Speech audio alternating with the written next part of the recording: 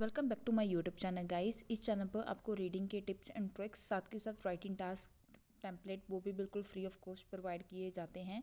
तो इस चैनल को ज़रूर सब्सक्राइब कीजिएगा और अपने लिसनिंग के स्कोर्स कमेंट सेक्शन में ज़रूर शेयर कीजिएगा। Questions on what you hear. There will be time for you to read the instructions and questions, and you will have a chance to check your work. All the recordings will be played once only. The test is in 4 sections. At the end of the test, you will be given 10 minutes to transfer your answers to an answer sheet. Now turn to Section 1. Section 1. You will hear a conversation between an officer of the Small Claims Tribunal and a consumer who wants to make a claim.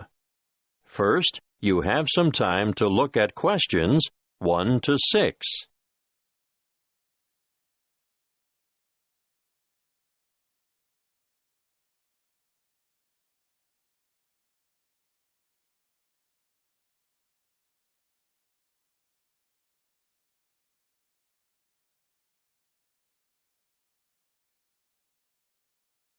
You will see that there is an example that has been done for you. On this occasion, only the conversation relating to this will be played first. Good afternoon. How can I help you? Good afternoon. I'd like to lodge a claim. Certainly. Name? Emily Jane Appleby. Appleby. That's an unusual name. Sorry, what did you say your first name was again? Emily Jane. The woman gave her first name as Emily Jane, so Emily Jane has been written in the space. Now we shall begin. You should answer the questions as you listen, because you will not hear the recording a second time. Listen carefully and answer questions 1 to 6. Good afternoon. How can I help you? Good afternoon. I'd like to lodge a claim. Certainly. Name? Emily Jane Appleby. Appleby. That's an unusual name. Sorry, what did you say your first name was again? Emily Jane. Now, Miss Appleton, could you please fill in this claim form? I've never done that before. Can you help me? Yes, of course. The first part is for the claimant's details. Where do you live? At 1 Uranga Street, Durham. How do you spell Durham? Durham. Of course, I should know that. But it's just one of those names that sounds quite different from the way you spell it. It is confusing. I've seen it spelt with 2 R's. And what's the postcode for Durham? 4105. Good. And do you work? No, not at the moment. Okay, so no work number. What about a home phone number? Yes, I can give you that.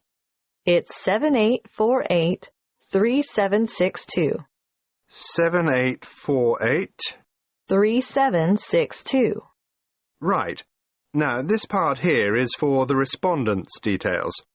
Who's the respondent? The individual person, company, or business that you're claiming against.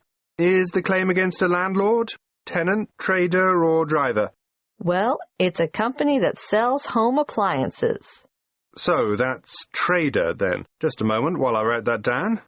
ABC Appliances, actually. Oh, now this part is really important. If the respondent is a company, you must have the company's full and correct name and registered address. I've looked it up on the internet, and it's ABC Appliances Limited. Good. If we don't get this part absolutely right, you won't have a legal claim. And their registered address? Yes, I've got that written down here. Just a minute. It's, 17 Brown Avenue. That's in Barden, isn't it? I think I know the place. My wife bought a vacuum cleaner there last month. Yes, Barden. Have you got the postcode for Barden? It's really similar to mine. Wait a moment. I'd better make sure I get it right. 4065. That's it. And what's the telephone number for ABC Appliances? Oh, 7232-4681. Good. Got that. Now, in the third part of this form, we get to the actual goods or services that are in dispute. I assume you made a purchase from them. Yes, that's right. On the 3rd of February, 2011. And did the goods have any sort of guarantee or warranty? Yes, but only for 6 months. So it was just a 6-month warranty. Yes, they offered me an extended warranty for 3 years. But I would have had to pay extra for that. Oh, I see. Before you hear the rest of the conversation, you have some time to look at questions 7 to 10.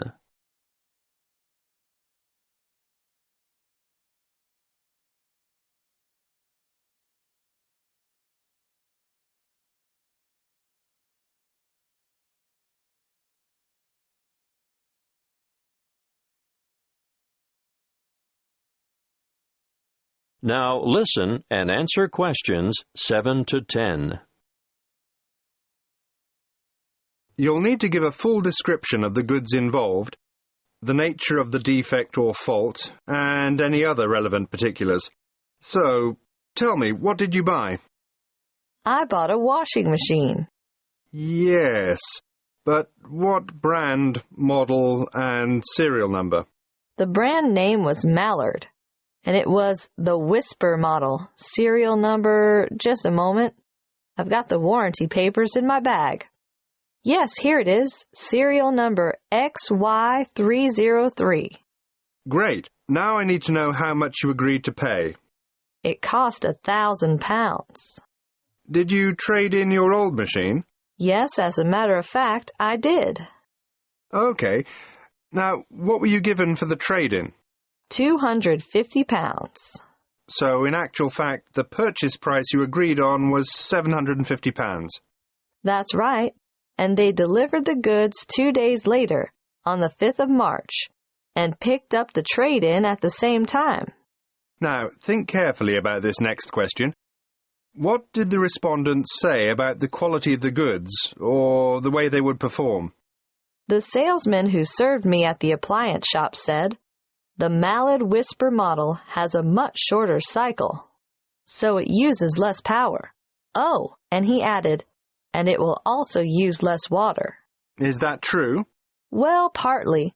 It does seem to use less water, but both the wash cycle and the rinse cycle go on for much longer than my old machine, so I don't see how it can use less electricity. But the sales assistant also said, "This model is whisper quiet." And is it? No, not at all. It's so noisy we can't hear the television in the next room.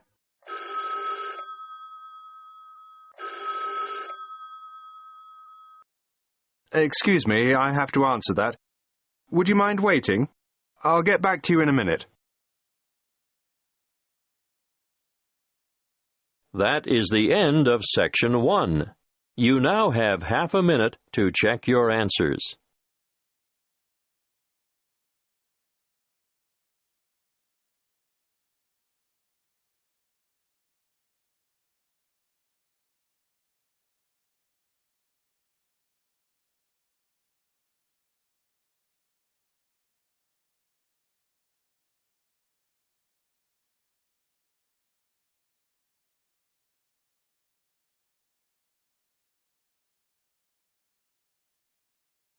Now turn to Section 2. Section 2. You will hear a representative from Dreamtime Tours giving information about a particular tour option. First, you have some time to look at questions 11 to 14.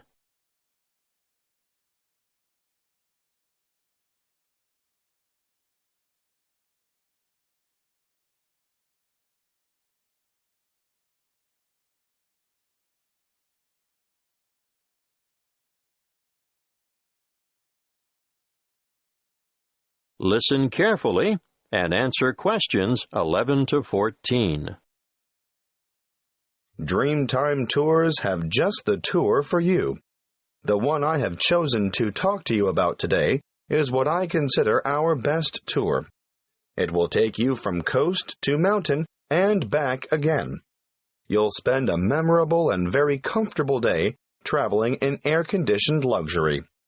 You'll see from our brochure that we have 4 pickup stops along the coast, and about 20 minutes after we pick up our last passenger for the day, we'll be stopping off briefly at a magnificent housing development, marina, and shopping complex. You'll be able to admire some of the most expensive and lavish houses on the coast. And here we'll take a quick walk around the waterfront. Now, despite its name, Hope Island, we can reach it without getting our feet wet or taking a boat ride. Hope Island is connected to the mainland by bridges. From there, we head inland to the beautiful Tambourine Mountain. You'll have time to browse in the many specialty shops, or you can sit and relax at a friendly outdoor cafe. We board the bus again and pass through an old timber milling town on our way to O'Reilly's Green Mountains. Once there, you might wish to venture across the famous Treetop Walk, which is a bridge suspended in the canopy of a rainforest. Definitely not for the faint-hearted. If you're not up to the excitement of this walk, or perhaps after you've done it, why not enjoy lunch on the balcony of O'Reilly's restaurant? Before we leave, you'll have time for a stroll through the botanical gardens, or perhaps you'd like to feed the beautiful parrots and other birds. We'll supply the birdseed. From O'Reilly's, we travel to an alpaca farm for a demonstration, and of course, there'll be a photo opportunity for you with these gorgeous animals before returning to the coach for the journey back to your original departure point. Before you hear the rest of the talk, you have some time to look at questions 15 to 20.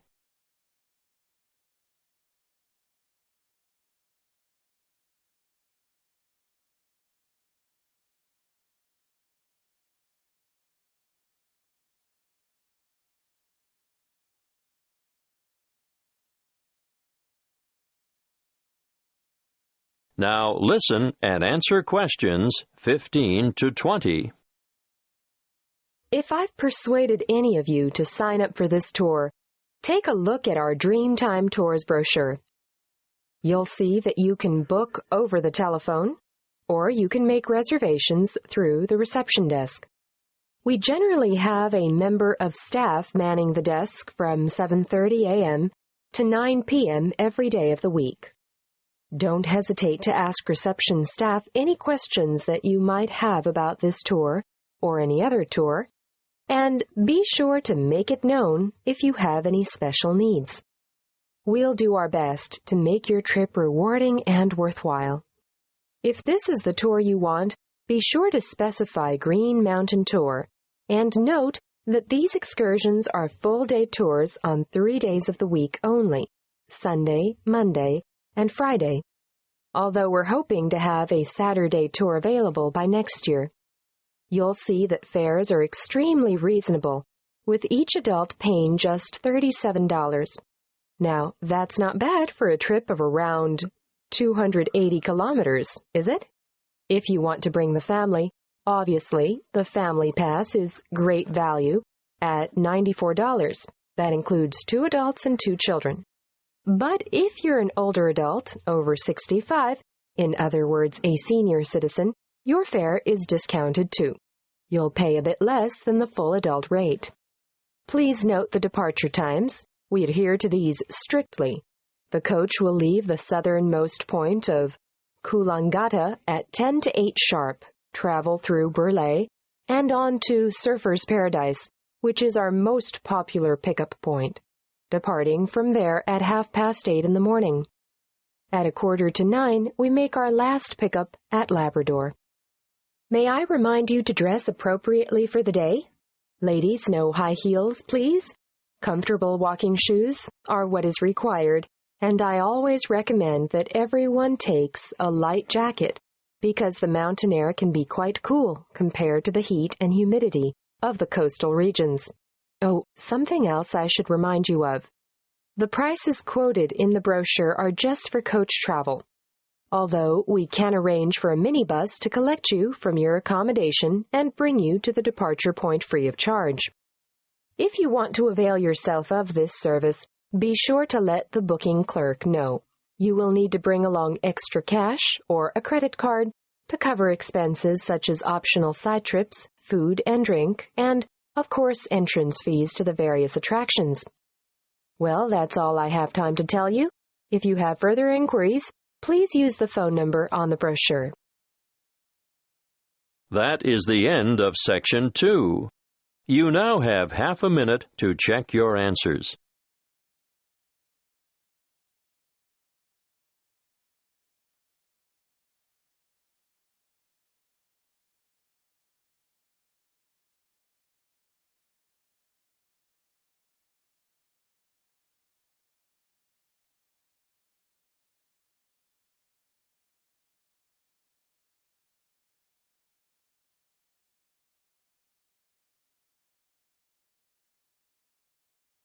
Now, turn to Section 3. Section 3. You will hear a conversation between two training college students and their liaison officer who is enrolling them in a volunteer program which provides English language support in a local secondary school. First, you have some time to look at questions 21 to 25.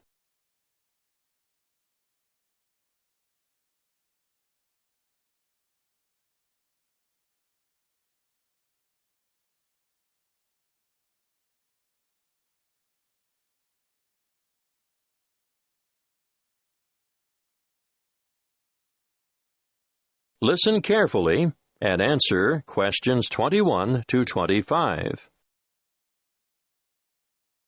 Come in and sit down, Lester. Sharon, I can see you're keen to know more.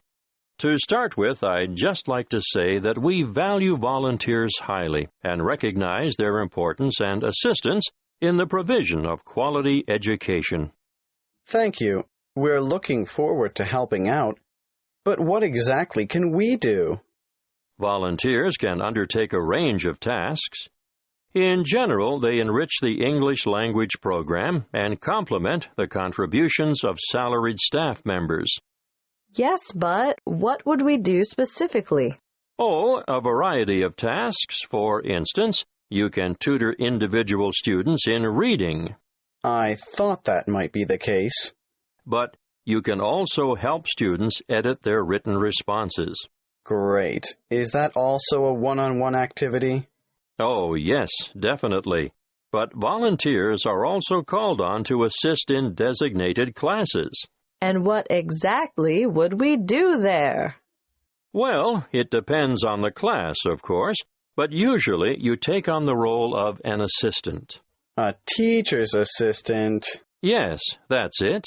Sounds like fun and good preparation for our own careers. Then, an enormous area of assistance is developing students' organizational skills. Yes, I can imagine that's why some of them are struggling in the first place. There's also the special needs unit.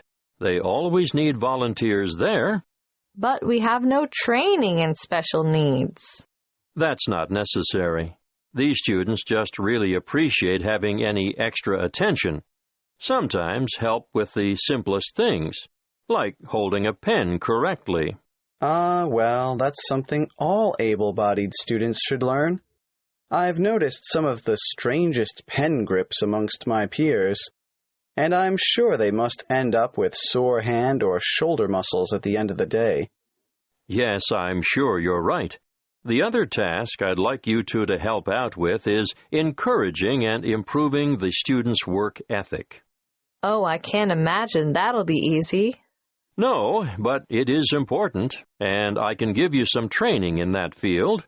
That'll be good. I should also point out that you'll be working alongside quality teachers at times who are not only caring role models, but excellent motivators. Well, we should learn a lot from them. Yes, the teachers you'll be assigned to are innovative and very responsive to the different needs of individual students. If that's true, they must be adept at a variety of teaching styles. Quite right. You know, part of my mission is to forge close partnerships between experienced teachers and trainees like yourselves. As far as I can see, everyone has something to gain from the exchange of information and skills, not just the students you're helping. Before you hear the rest of the conversation, you have some time to look at questions 26 to 30.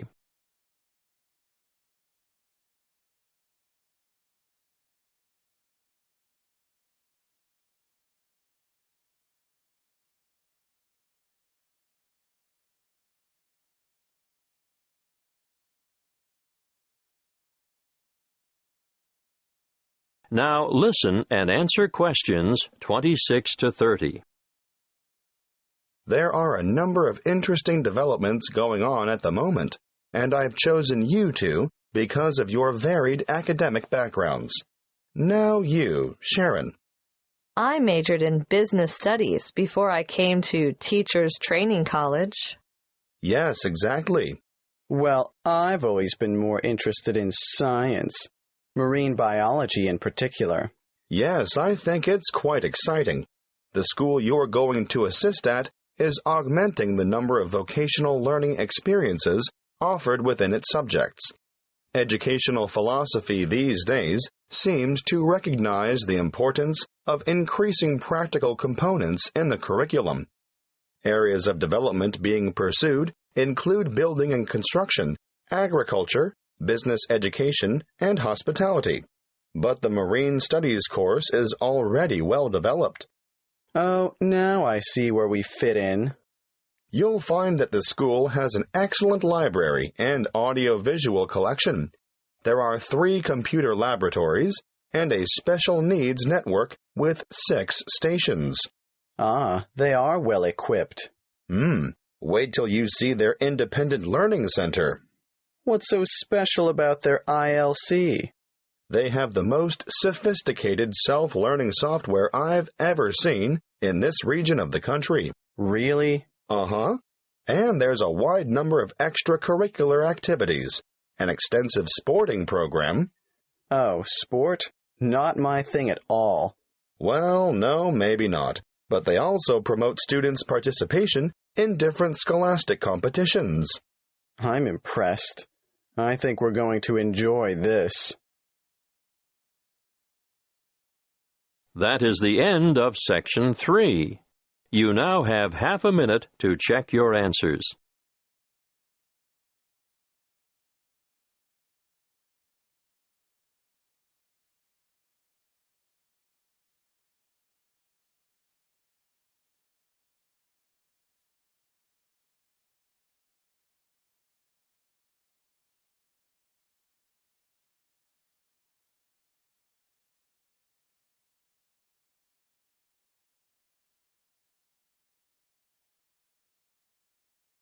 Now turn to Section 4.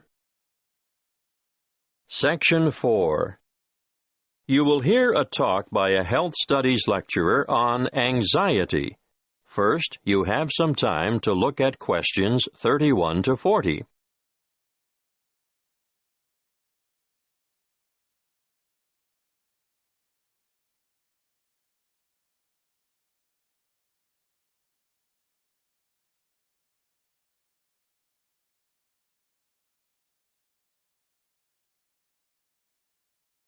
Listen carefully and answer questions 31 to 40. My talk today is on anxiety. Anxiety is something you've all experienced at some time in your life, so you'll know that it's an emotional condition in which feelings of dread, fear, and mental agitation predominate. However, what we call an anxiety state or anxiety neurosis or phobic state, they all mean the same thing, is characterized by anxiety reactions far greater than those normally expected for the circumstances and these reactions may be severe and prolonged. This is the most common form of neurosis in westernized countries. Usually, normal anxiety decreases with repeated exposure to the feared situation, whereas a neurotic anxiety tends to increase. Gradually, the person is inclined to avoid the feared situation and views it with increasing dread. Sometimes there may be an inherited tendency for this, but usually environmental issues are more important. The individual may have been a worrier throughout life, and a stressful condition, just before symptoms set in, is common. Often there is a gradual build-up of anxiety, possibly for weeks or months, before the ultimate break occurs.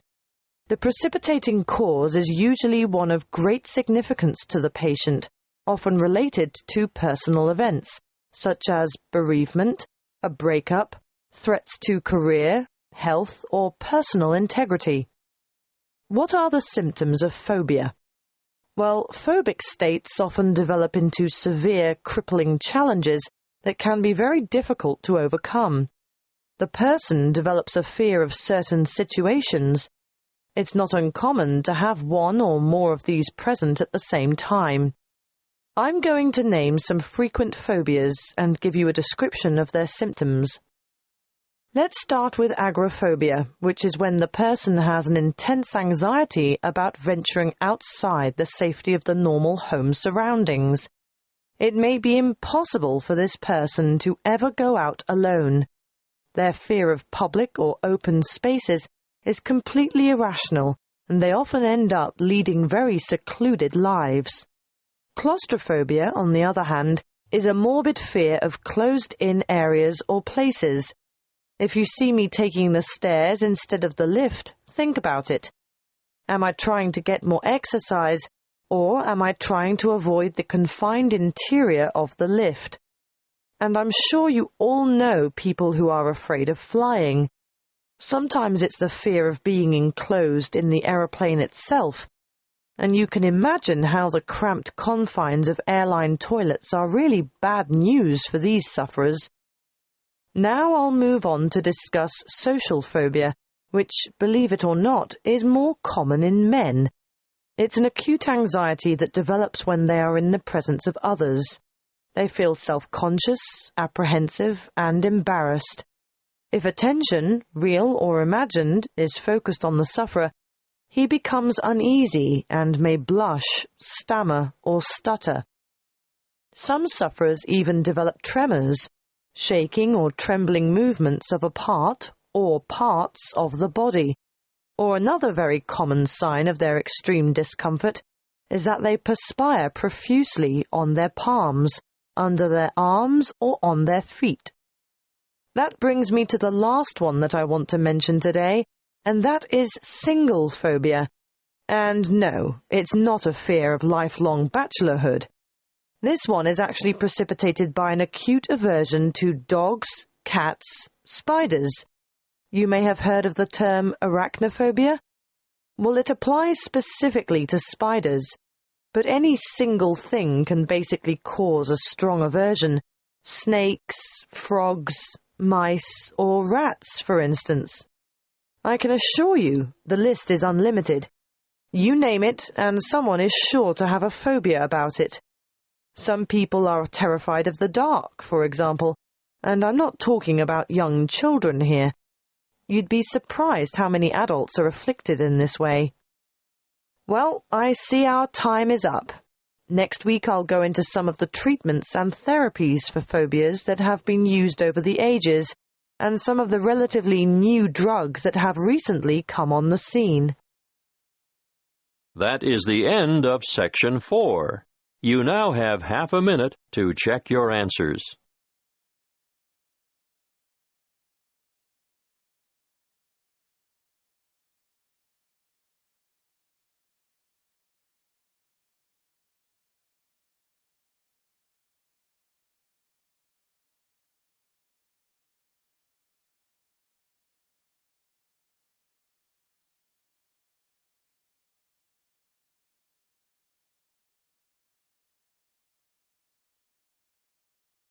That is the end of the listening test.